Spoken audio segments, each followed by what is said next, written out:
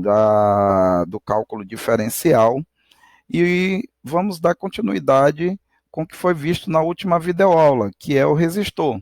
O resistor nada mais é do que um elemento do circuito que tem a exclusiva finalidade, né, é um condutor, de converter energia elétrica em energia térmica, o que nós chamamos de quê? De efeito Joule. Isso se dá por conta das colisões, né, entre essas partículas que constituem a corrente elétrica e os próprios elétrons do condutor. Do ponto de vista esquemático, um resistor, né, ele é representado dessa forma aqui, onde existe uma diferença de potencial. Lembrar que só existe corrente elétrica se existir o quê? Diferença de potencial. E aí nós vimos que para estudar os resistores, nós vamos lançar mão de quem? Das chamadas leis de Ohm. Muito bem, vamos lançar mão das chamadas leis de Ohm. Então, a primeira lei de Ohm, que fala sobre a resistência elétrica, e a segunda lei de Ohm, que fala sobre a resistividade. Então, como nós vimos aí na videoaula, a primeira lei de Ohm, e ela é obtida, né, de forma, como eu disse inicialmente, se você pega um condutor e você faz com que, né, o comportamento, né, através de um experimento, o comportamento da curva que você obtém de valores envolvendo tensão, né, que está aqui representado pela letra U, e corrente elétrica, você vai ter um gráfico que é uma função linear. Uma função linear, uma função do primeiro grau, lembrar que o coeficiente linear é igual a zero, é só lembrar lá de y igual a x mais b, onde eu já mostrava para vocês que havia o quê?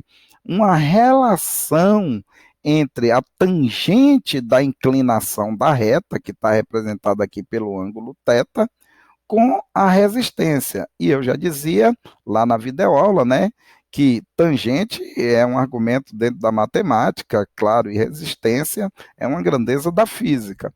Mas o valor obtido pela tangente, já que se U é igual a R vezes I, logo U sobre I é igual a R. E isso vai permanecer o quê? Constante. Se você divide U1 por I1, vai ser igual a U2, que você vai dividir, que é o cateto oposto, por I2. Observe que se eu limito esse triângulo aqui, esse rapazinho aqui vai ser o cateto oposto e esse daqui o cateto adjacente. Do mesmo modo, se eu pego esse triângulo aqui maior, observe, e isso é coerente, né? Tem que ser constante. Por quê? Porque a inclinação da reta, ela não muda. Por isso que a gente diz que ela é constante. Então está aqui, né, o modelo matemático da primeira lei de Ohm em função da avaliação, né, da tensão com a corrente. Todo condutor que obedecer a esse tipo, né, de configuração, né, e de interpretação matemática, a gente chama de um condutor ômico. Se não obedecer a essa linearidade, a gente diz que é um resistor, né, não ômico. Muito bem. E aí, claro, tem alguns exercíciozinhos que eu gostaria muito que vocês, né, tentassem já resolver. Na aula, vocês deverão tentar fazer esses exercícios, obedecendo aí exatamente o que está dizendo. Né? Nesse exercício aqui, ele lhe dá o gráfico, né? Está lhe dizendo aqui os limites, 5. Né? Então, quando a corrente for 5 amperes, 5 amperes, né, no plural, a tensão que você vai ter é de 20 volts. Aí ele pede para você calcular a resistência elétrica. É claro que alguns desses exercícios estão resolvidos, e aí vocês vão poder, né, inclusive, ver um pouco como é a forma de resolver. Nesse caso aqui, esse exercício já está resolvido, vocês devem só fazer o quê? A interpretação desses valores. Não tem nada de muito diferente. Aqui é um outro probleminha em que eu lhe dou uma tabela, né? Observe que essas questões que eu estou apresentando para vocês são questões que já caíram, inclusive, em vestibulares. Como eu tinha dito, esse ensino, né, de introdução à eletricidade que vocês têm nessa disciplina, né, física integradora eletricidade, primeiro é a gente resgatar aquilo que vocês trazem do ensino básico. Muitos de vocês, né, por conta de não terem visto, então por isso que é importante a gente pegar essas questões, né, mais básicas, assim, para que vocês possam interpretar e a partir daí sim poder aprofundar, né, em questões mais relevantes para o curso de engenharia civil. Lembrando que é um curso de introdução, então essas questões elas são válidas.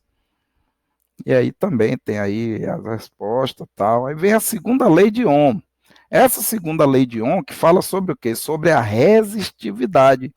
Tanto, tanto a resistência elétrica quanto a resistividade, né, são propriedades do condutor. Então, observem que no caso da resistividade, né, existe aqui uma relação com o comprimento, uma relação com a área. Então, isso quer dizer que a forma do condutor, isso pode interferir também, né, na resistência elétrica, onde a letra grega ρ aqui representa a resistividade elétrica, certo? Então, vamos para uma questão, né? Então, observem aqui, isso aqui é muito importante, porque já trazem as unidades, né? Unidade de resistência elétrica, aqui é representada pela letra ômega, né? Então, a resistência elétrica de 1 ômega, a gente pode chamar 1 ômega, 1 ômega. E aqui vem, ó, a área, né? Muito cuidado com essa unidade aqui, ó. Lembrar que metro quadrado é a unidade de área no sistema internacional. Então você tem que estar muito atento às unidades, porque senão você vai ter que fazer transformação. E lembre-se que transformar de, por exemplo, de centímetro para metro, não é a mesma coisa que fazer a transformação de centímetro quadrado para metro ao quadrado. Então, vale a pena uma revisãozinha aí em livro de matemática básica, lá do sexto ano, ou antiga quinta série, ou até pela internet mesmo, para vocês terem uma noção. Aqui a resistividade do material. Observe que o que vai caracterizar o material é a sua resistividade, ó. Então, 4,8 vezes 10 a menos 7 ômega vezes metro. E isso sai de onde, Mariva? Sai daqui, ó. Então, se você isolar o ρ, vai ficar R vezes A, dividido por quem? Por L. Então, se aqui é ohm, se aqui é ohm, se aqui a área ela é dada por metro quadrado, se aqui é dado por metro, então metro quadrado, quando você multiplica aqui, vai ficar ômega vezes metro quadrado dividido por metro. Então vai ficar simplesmente ômega vezes metro, como está aqui no exercício, certo? Claro que poderão aparecer outras unidades lá, poderá aparecer centímetro, poderá aparecer milímetro, então você tem que tomar um cuidado com isso aí, certo? Mas, mais uma vez, temos aqui a resolução da questão que vocês podem interpretar. Como nós já tínhamos visto, né, anteriormente, né, a resistência elétrica, a resistividade, potência dissipada, né, e eu já tinha dito, a potência dissipada por quê? Porque a gente está associando a uma transformação da energia elétrica em calor, por isso que a gente chama de potência dissipada. Mas como eu já tinha dito, né, partindo da potência elétrica, quando foi visto lá em corrente elétrica, que a potência pode ser calculada pela tensão multiplicado vezes a corrente elétrica. Então, se você pega e você substitui no lugar do U R vezes I, você vai ter R vezes I ao quadrado, né? Então, como eu estava dizendo aqui, se potência é tensão vezes corrente, mas quem é a tensão? É R vezes I. Então, vai ficar aqui R vezes I, R vezes I ao quadrado, que é exatamente essa relação que aparece aqui agora. Mas se do contrário, ao invés de você substituir no U, você substituísse no I, então ficaria aqui o quê? U sobre R. Então aqui ficaria U vezes U sobre R. Então ficaria U vezes U quadrado sobre R, que é exatamente essa, né, expressão que nós temos aqui, certo? Vou mudar aqui para visualizar melhor. Opa, foi muito. Isso aqui. Então tá aqui as maneiras para calcular a potência. Lembrar que potência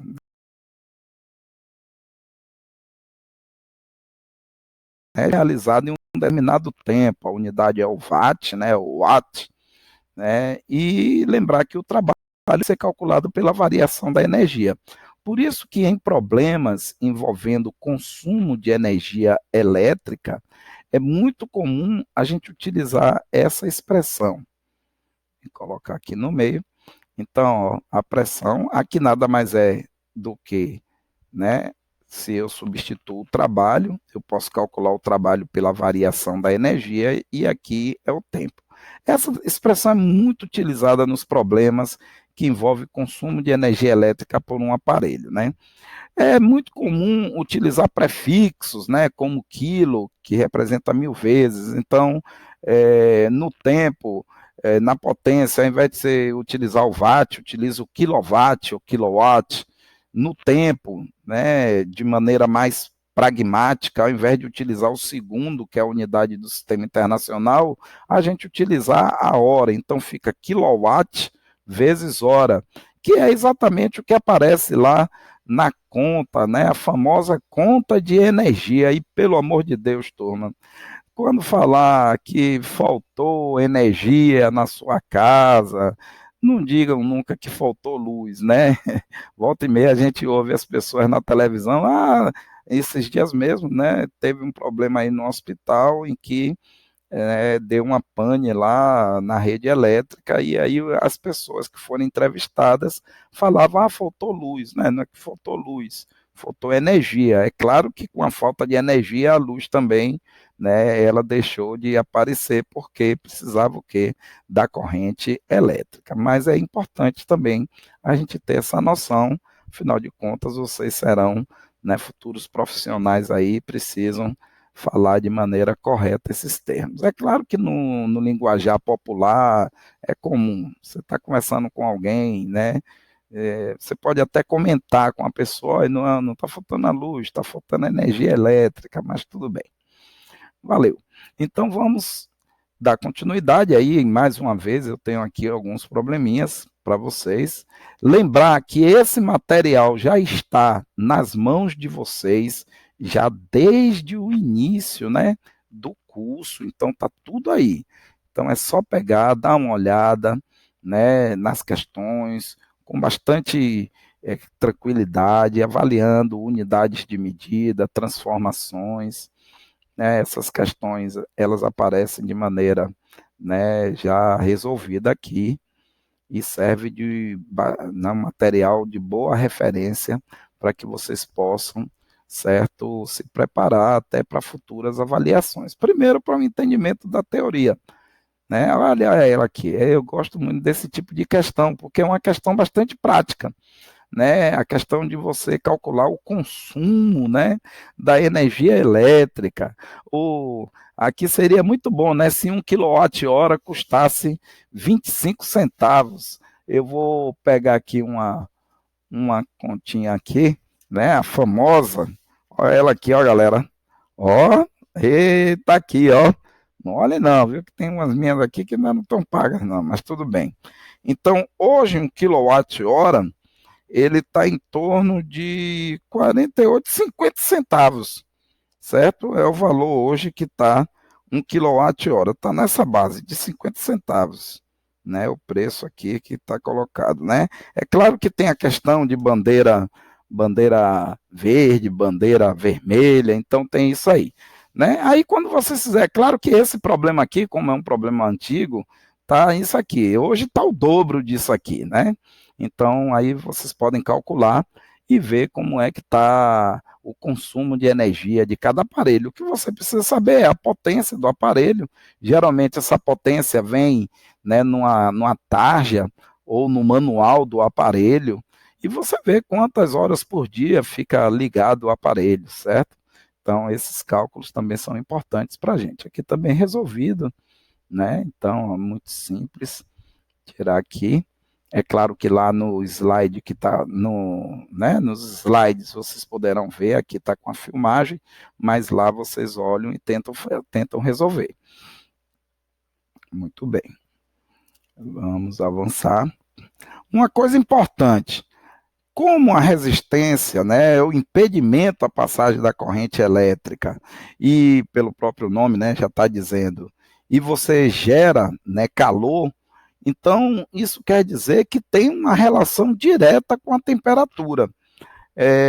Em cursos de física térmica, né, quando você fala de dilatação superficial, dilatação volumétrica, linear, esses modelos matemáticos aqui, eles terminam aparecendo lá, só que associado à dilatação, né, a variação do comprimento, a variação da área, ou a variação do volume. Então, isso quer dizer o que aqui para a gente? Que a resistividade, né, ela depende, ó, observe que isso aqui, o ρ0, significaria para a gente aqui o quê? Uma resistividade inicial, né, que é um valor constante. Aqui o alfa é um coeficiente de temperatura, que também é um valor constante. Logo, se existe uma variação de temperatura, logo vai alterar o quê? Vai alterar a resistividade. Então, isso é uma propriedade. A resistividade, ela é uma função da temperatura também. Além da forma do objeto, né? Onde mostra que a resistência varia com essa forma do objeto. Note por essa segunda expressão que a resistência, ela também depende de quem? Da temperatura, onde R0 seria uma resistência inicial, que é um valor constante, o alfa um coeficiente de temperatura e o delta-θ a variação de temperatura. Então, note que essas expressões aqui, elas mostram para a gente, porque se você aumenta a temperatura, aumenta também o quê? A resistência elétrica e, por sua vez, também a resistividade. Muito bem.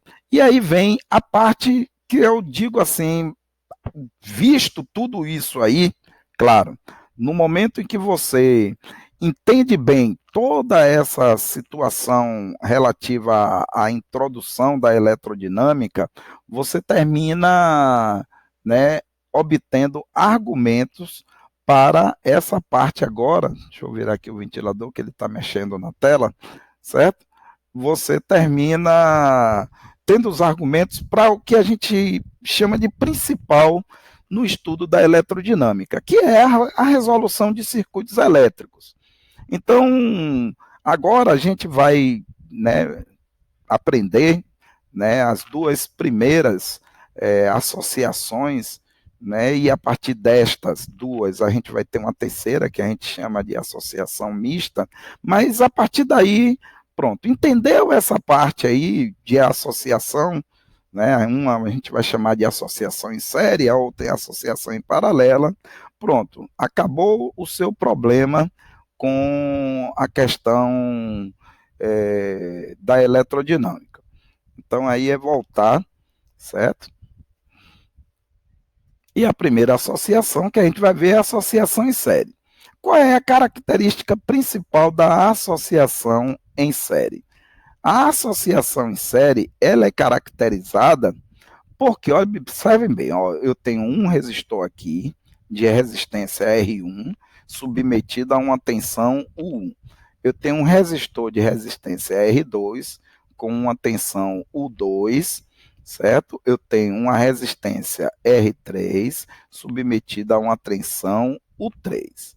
Mas observem que a corrente elétrica que vai passar por R1 é a mesma corrente elétrica que vai passar por R2, que é a mesma corrente elétrica que vai passar por R3. Isso quer dizer, então, que pela mesma corrente elétrica.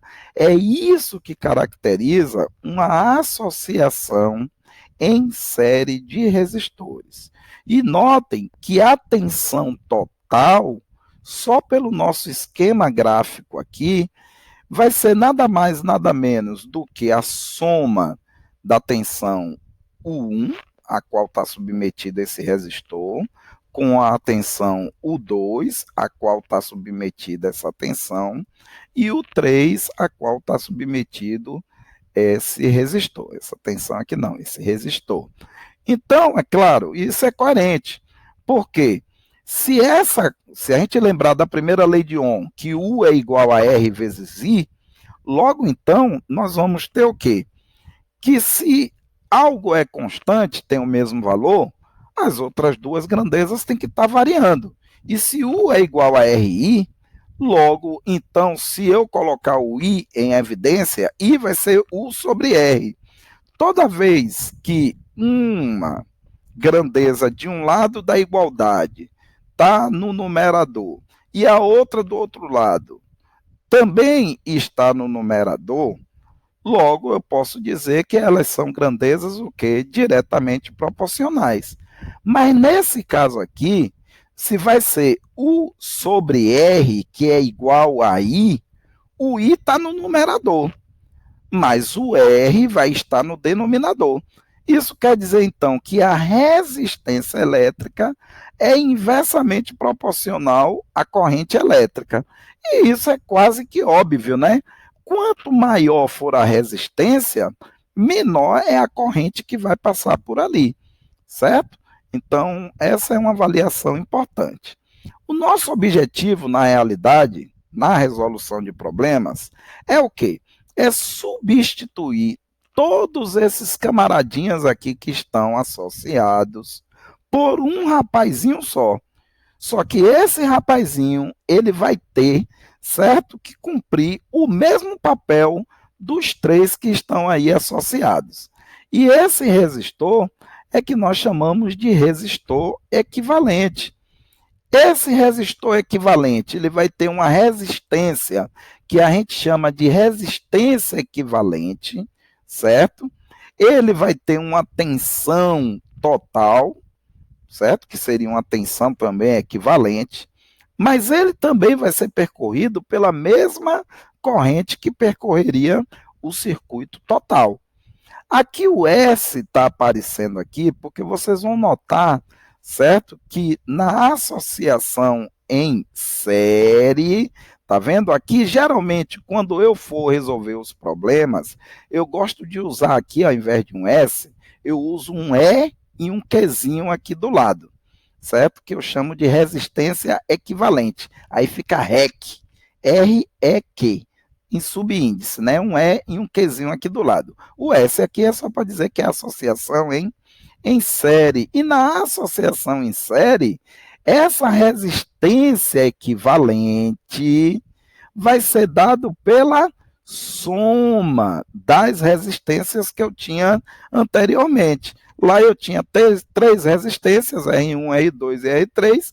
Então, esse camarada aqui vai ser a soma das três resistências anteriores, muito simples.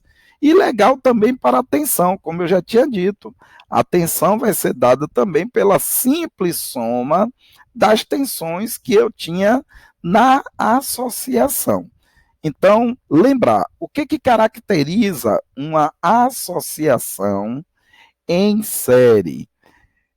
Que todos os meus resistores, eles serão percorridos por quem? Pela mesma corrente elétrica. Ô Mariva, tudo bem, você disse que R1 é diferente de R2, que é diferente de R3. Agora, se eles fossem iguais, R1 igual a R2 igual a R3, o 1, o 2 e o 3 seriam iguais também, porque tem que obedecer à lei. U é igual a R vezes I. É uma questão puramente matemática, certo? Então, lembrar disso aí. Que o que caracteriza que é em série, daqui a pouco a gente vai ver paralelo, não é a forma geométrica como o circuito se apresenta, mas é como que a corrente se comporta nesse circuito. Inclusive, tem uma aula lá que eu fiz no PET, né, ou no FET, como queiram chamar, em que eu já falava disso aí. Seria muito bom vocês retomarem lá isso. Vamos então para a associação em paralelo.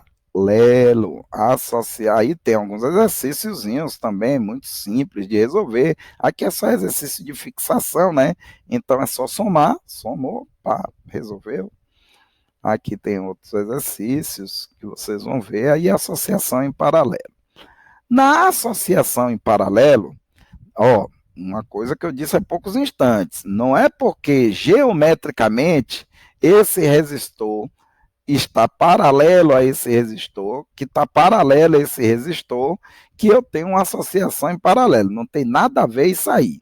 O que caracteriza que a associação é em paralelo é que esta corrente elétrica aqui, que está penetrando no nosso circuito, quando chegar nesse nosso pontinho aqui, ó, quando chegar nesse nosso ponto, que a gente chama de nó, esse ponto aqui, ó, que é o ponto de divisão, uma parte da corrente vai subir para passar por R1, que eu estou chamando de I1, a outra parte da corrente vai passar pelo resistor de resistência R2, que eu estou chamando de I2, e a outra parte dessa corrente I vai passar pelo resistor de resistência R3, que eu estou chamando aqui de I3. Ó, logo eu posso deduzir que essa corrente I, se ela foi dividida em I1, I2 e I3, quando ela chegar do outro lado aqui, ela vai novamente se juntar para formar a corrente de entrada. Então, a corrente que entra tem que ser igual à corrente que sai.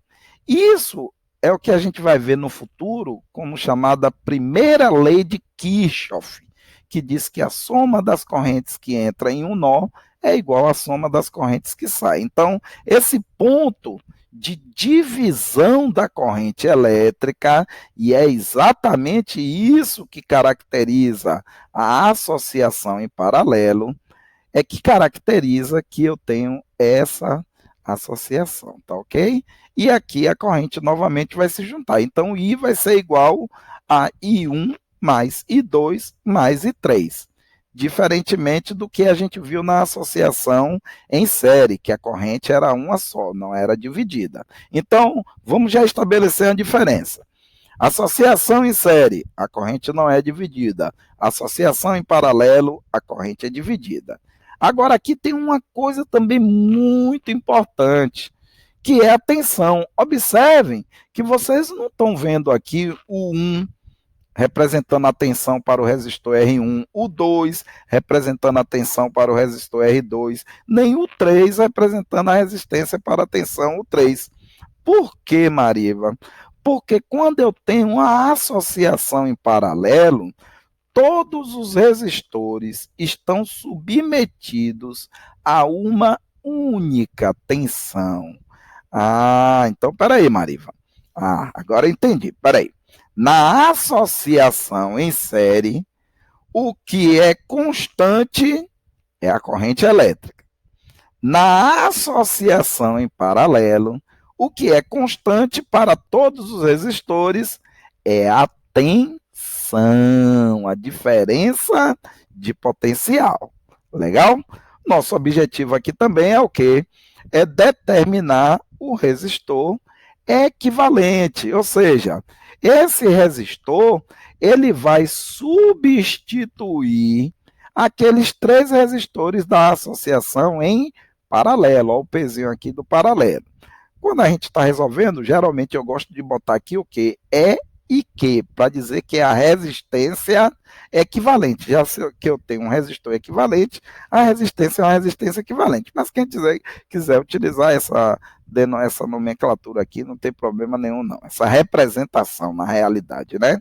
Então, ó, ele vai ter uma resistência equivalente, ele vai ser percorrido pela corrente I, a gente já sabe que a corrente I na associação em paralelo é dada pela soma das correntes, né, foram divididas, e a tensão é a mesma. Lembre-se que na associação em série, a tensão total, né, a tensão do resistor equivalente, era a soma das tensões independentes. Aqui não, aqui a tensão é a mesma, porque a tensão na associação em paralelo ela não muda para os resistores associados.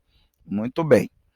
Então, nós temos aqui, né, como eu acabei de dizer, né, a corrente I vai ser a soma, né, das correntes I1 mais I2 mais I3, e nós temos também que a resistência equivalente, né, que eu estou chamando aqui de RP, mas eu gosto sempre de botar um E e um Q aqui, aí eu chamo de REC, resistência equivalente, pode ser dada por essa expressão aqui de uma forma genérica.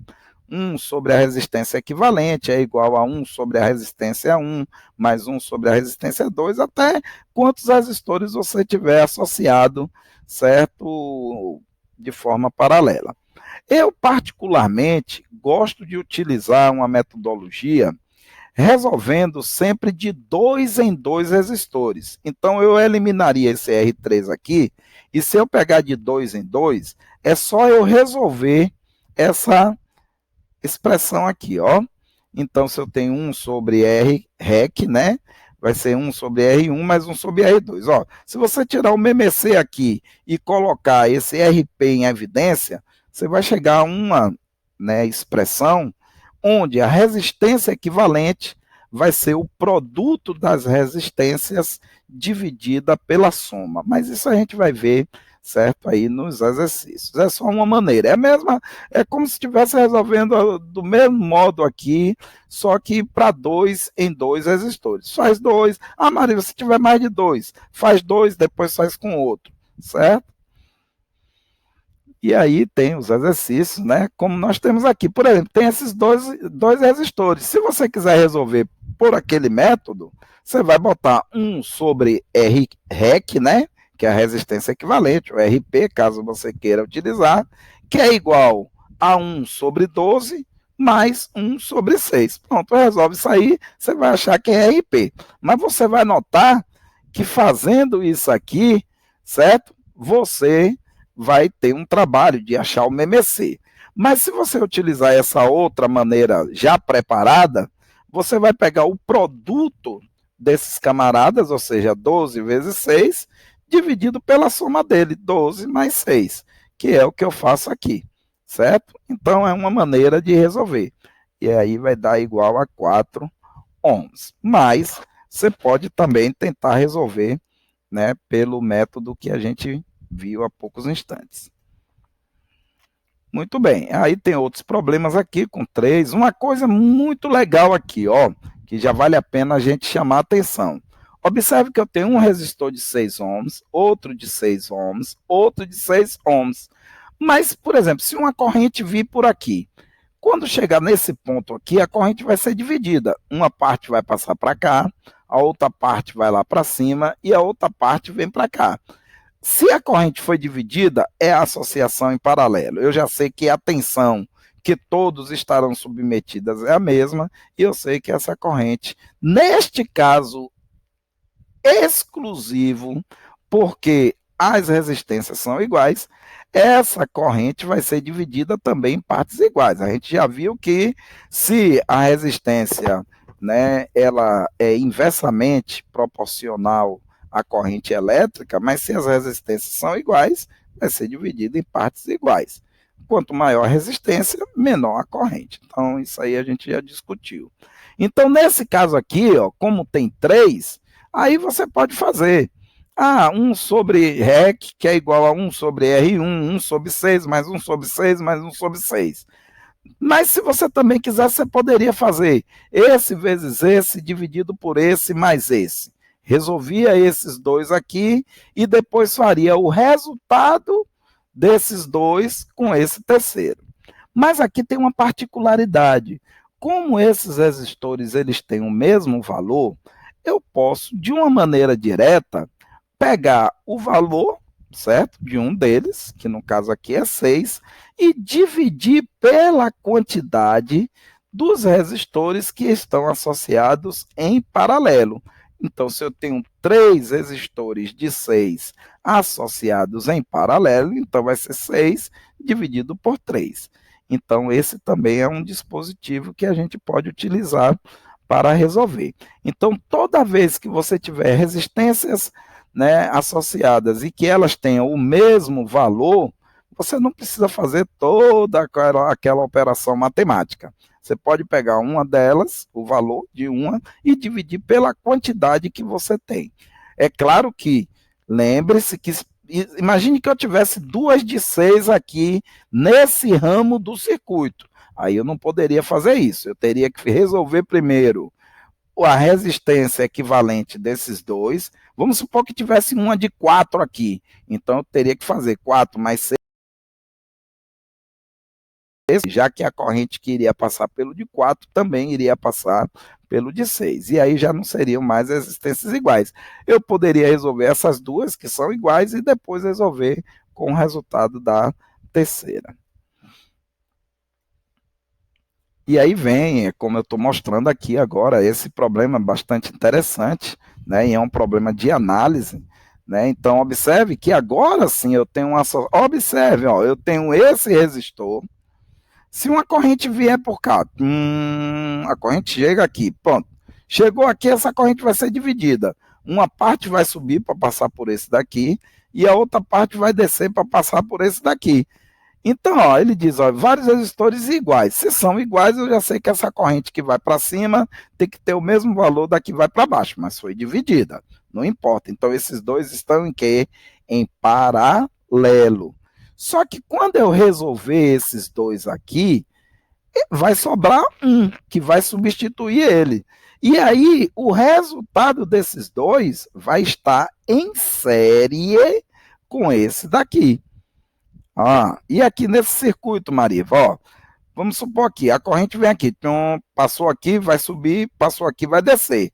Não vai mais ser dividida em partes iguais. Por quê? Porque aqui é uma resistência de 1 ohm, mas cá em cima eu tenho dois resistores de 1 ohm. E eles estão em série. Por que, Mariva, que eles estão em série? Porque a corrente que subiu aqui vai passar por esse e também vai passar por esse. Então, esses dois aqui estão em série. Então, eu teria o quê? Que som mais. Então, aqui seria 1 mais 1. Então, aqui vai ter 2 ohms. E aqui embaixo vai ter 1 ohm. Então, é claro que a corrente que viesse por aqui, ela vai passar mais lá por cima ou mais aqui por baixo? Vai passar mais aqui por baixo, porque a resistência é o quê? Vai ser menor. A mesma coisa aqui, observe, ó, a corrente que vem aqui, ela se divide. Eu já sei que é uma associação em paralelo. Só que esse ramo aqui tem dois resistores, e que são percorridos pela mesma corrente. Então, esses dois estão em série. Então, aqui eu tenho que fazer 1 mais 1, 2. Cá em cima, a mesma coisa. Apesar da associação aqui toda ser em paralelo, mas aqui tem esse e este, que estão em série. Então, a corrente que passa por cada um deles vai ser a mesma. Então, eu vou ter que somar 1 mais 1, mais 1, mais 1, mais 1, mais 1. Então, aqui eu vou ter 1, 2, 3, 4, 5, 6. Então, eu vou ter 6 ohms como resistor equivalente cá em cima, e aqui embaixo eu vou ter 2 ohms. Tá vendo? E aí, é claro, é resolver. Muito bem, aí, claro, tem aí a resolução para que vocês possam avaliar. É uma questão bastante interessante, porque trabalha tanto com associação em série, como com associação em paralela, e o circuito misto, já envolvendo série e paralela. Esse também é um exemplo muito legal. Por quê? Ó, imagine que eu tenho uma corrente elétrica que entra aqui. Beleza, eu já sei que vai ser dividida essa corrente. E vai ser dividida em partes iguais, porque as resistências são iguais. A gente não está calculando a corrente, porque eu não tenho aqui a tensão. Mas eu já tenho que fazer essa análise. Beleza, eu já sei que para determinar esse resistor equivalente aqui, dos 3, basta pegar o 6 e dividir por 3. Vai me dar o quê? 2. Então, eu posso substituir esses 3 resistores de 6 por um só, galera, de 2 ohms. Mas aí a corrente vem para cá. Chega aqui, tem esse ponto. Aí, vamos supor que a corrente pudesse ir lá para cima, a corrente pudesse vir aqui para baixo, a corrente... Opa! E agora? E, rapaz, não tem esse símbolozinho aqui, ó, que representa a resistência elétrica. Não aparece esse ramo aqui do circuito. Toda vez, e aí muito cuidado, galerinha massa, ó. Esse camarada aqui, a gente diz que é um resistor de resistência desprezível, ou seja, o R aqui seria igual a zero. Numa linguagem bastante assim reducionista, eu diria que não tem resistência elétrica nesse resistor. É claro que tende a zero, não existe nenhum condutor que não tenha uma resistência elétrica, né?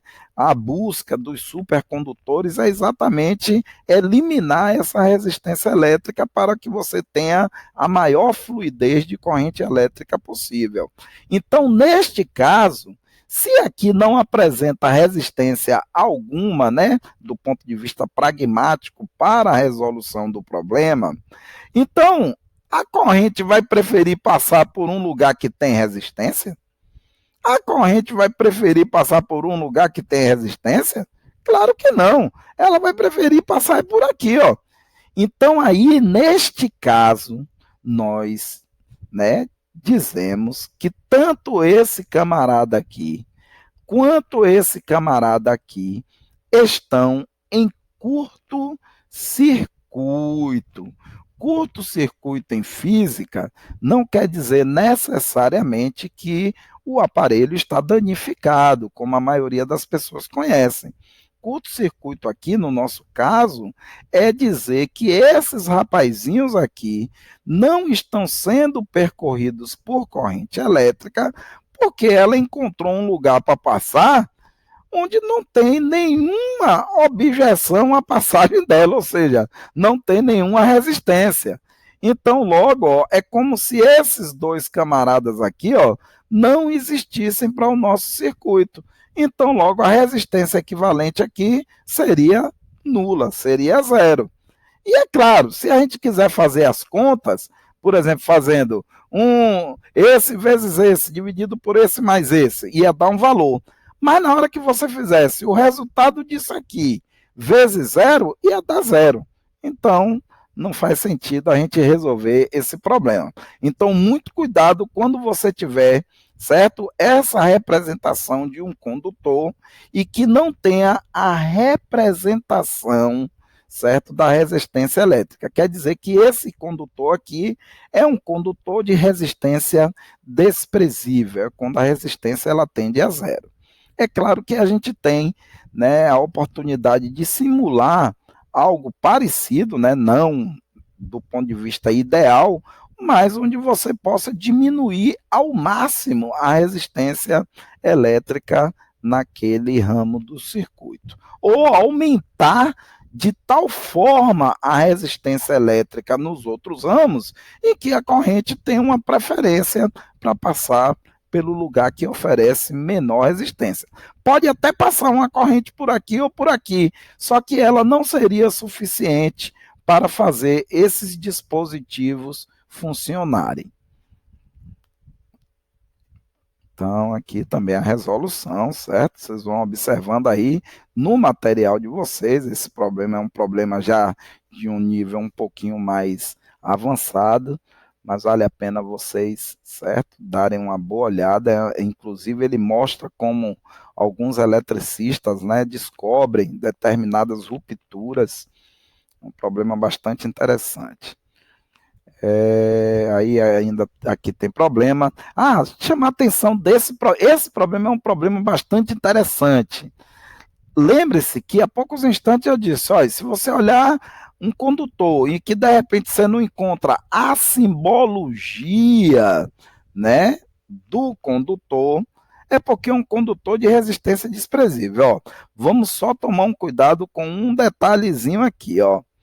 Quando a gente fala isso, quando eu falei isso há alguns momentos atrás, observem que esse rapaz aqui e esse rapaz aqui, E esse rapaz aqui estão submetidos a essa diferença de potencial, de C a B.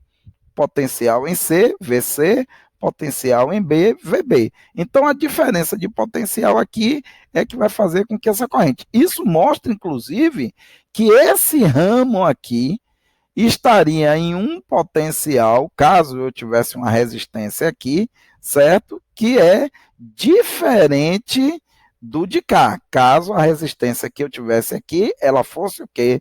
Diferente de 6 e de 6. Porque, claro, se eu botasse um 6 aqui, ia ser igual de cá. Então a tensão, ela seria também a mesma, certo? Então vamos aqui, voltar para o lado de cá. A gente disse nesse caso que está em curto-circuito, então ó, VC é igual a VB. Por quê? Se eu estou dizendo que a resistência equivalente aqui é zero, se U é igual a R, REC, né, vezes I, 0 vezes I vai dar zero. Então a diferença de potencial é nula. Então é uma coisa também importante. Quando a gente fala de curto-circuito em um resistor, a gente estabelece que a diferença de potencial é igual a zero. Ou um potencial é igual ao outro, já que VC menos VB ou VB menos VC, aí dependendo do sentido da corrente, certo? Você vai ter que é igual a zero. Então, VC seria igual a VB. Isso é importante para o próximo exercício, que eu estava mostrando lá adiante. Então, ó, voltando aqui a esse camarada, observe que eu tenho aqui ligado ao... Esse camarada aqui está ligado ao potencial A, certo? E eu tenho esse condutor aqui, que ele vem daqui até esse ponto aqui. Observe que não tem essa simbologia aqui de resistor. Então, você já poderia pensar bem assim, ah, não, então aqui já é um curto-circuito. Calma, muito cuidado nessa hora. Agora, observe que esse camarada aqui, certo? Ele está ligado a essa diferença de potencial, ligado a esse condutor aqui em cima, porque está saindo daqui e vem para cá, ó, vem para cá. Observe que aqui também, ó, eu não tenho essa simbologia de resistência. Eu poderia também pensar que é o quê? Um condutor com resistência desprezível, mas muito cuidado que isso aqui está enganando a gente. Se eu não tenho essa representação e eu estou chamando, né, aquilo que a gente viu há poucos instantes, que o potencial em um ponto, neste caso, tem que ser igual ao potencial no outro, se eu chamo aqui de VA, por causa desse ponto aqui, se aqui é VA, aqui também vai ser VA. Aqui também vai ser VA, né? Obedecendo aqui aquilo que a gente falou lá de curto-circuito. Beleza. Se eu estou chamando aqui de VB, por conta da proximidade desse terminal aqui, VB, como aqui não tem, né, nenhum dispositivo como esse daqui, então logo aqui também é VB. Olha, então peraí. Se aqui é VA, por conta desse ponto aqui, já que aqui seria esse nosso condutor. Se aqui é VB, por conta desse condutor aqui. Então, logo, esse rapazinho aqui de 3 ohms, ele está entre um potencial VA e um potencial VB, que são potenciais diferentes. Então, existe uma corrente elétrica aqui. Se aqui é VB e aqui é VA, então logo também existe uma diferença de potencial aqui. Olha, se aqui é VB, se aqui é VA, como eu estou dizendo aqui, e aqui é VB, também existe uma diferença de potencial. Aí, o que pode chamar a atenção de vocês? Espera aí, Mariva. Os 3 elementos aqui estão entre os potenciais VA e VB. Ou seja, eles estão submetidos à mesma diferença de potencial. E qual é a associação que traz isso para a gente? a associação em paralelo. Então é por isso que a gente pode reconstruir, certo? Aqui tem algumas orientações, né, para você entender a maneira de resolver essa questão, que foi o que eu coloquei, né? Então aqui seria um VA, aqui seria o VB, por conta aqui, VB, aqui VA, por conta desse condutor aqui, e aqui VB, por conta desse condutor aqui. Então, ó, aqui tem uma diferença VA menos VB, aqui tem uma diferença VA menos VB, aqui tem uma diferença VA menos VB. Então, aí, ó, se eles estão submetidos à mesma diferença de potencial, VA e VB, isso aqui nada mais, nada menos que uma associação em paralelo.